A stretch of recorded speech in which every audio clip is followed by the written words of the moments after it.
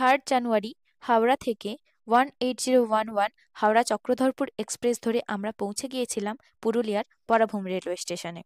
Barabhum railway স্টেশনের পাশেই অপেক্ষা করছিল আমাদের বুকিং করা গাড়ি। সেই গাড়ি করে আমরা রওনা দিয়েছিলাম বাঘমুন্ডিতে আমাদের বুকিং করা হোটেলের উদ্দেশ্যে।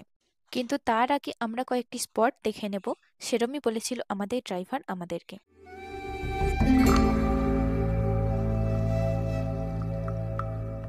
ধুলো ওড়ানো মাটির রাস্তায় শাল সেগুন পলাশবনের মধ্যে দিয়ে ছুটে চলল আমাদের গাড়ি আমাদের প্রথম গন্তব্যে। আর আমাদের প্রথম গন্তব্য হলো পাখি পাহাড়।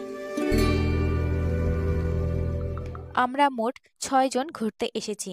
তার মধ্যে এই 2 জন পুচকে হলো আমাদের গ্রুপের সব থেকে ছোট 2 সদস্য। 2 জন মিলে কি সুন্দর হাত ধরাধরি করে যাচ্ছে। দেখে আসো, উঁচু নিচু শিকড় আছে। বিগত কয়েক বছর ধরে শিল্পী চিত্ত দে এই পাহাড়ে স্কাল্পচারের কাজ করেছিলেন। সাধারণত ভাস্কর শিল্পীরা বাছাই করা পাথর তুলে এনে স্টুডিওতে নিয়ে এসে পাথর কেটে এই খোদাইগুলি করেন, কিন্তু পাখি পাহাড়ের ক্ষেত্রে পাথরটিকে যথাস্থানে রেখেই তাতে খোদাই করা হয়েছিল। 1997 সাল থেকে তিনি এখানে পাথর খোদাইয়ের কাজ শুরু করেন স্থানীয় বাসিন্দাদের নিয়ে। আমরা এখন আছি পাখি পাহাড়ে আছি আমি। কি দারুণ দেখতে লাগছে বলো জঙ্গলটা।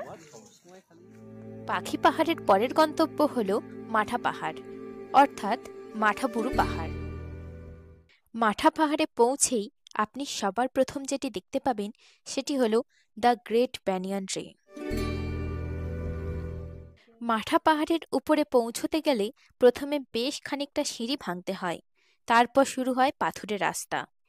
সেই পাথুরে রাস্তা পেরিয়ে পৌঁছে যাওয়া যায় একদম পাহাড়ের মাথায়।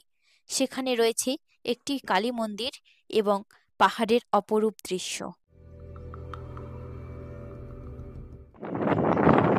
এবার আমরা রওনা দিলাম আমাদের বুকিং করা হোটেল নীল দীপায়নে। দুপুরবেলা স্নান খাওয়া করে আমরা আবার বেরিয়ে পড়লাম। এবার আমাদের গন্তব্য হলো খয়রাপ্যাড়া ড্যাম। উদ্দেশ্য বিকেলে সূর্যাস্ত দেখা। এই হলো খয়রাপ্যাড়া ড্যামের 360 ডিগ্রি ভিউ। যেদিকেই তাকাবেন শুধু পাহাড় আর পাহাড়। প্রকৃতি যেন সৌন্দর্য এখানে উজাড় করে দিয়েছে।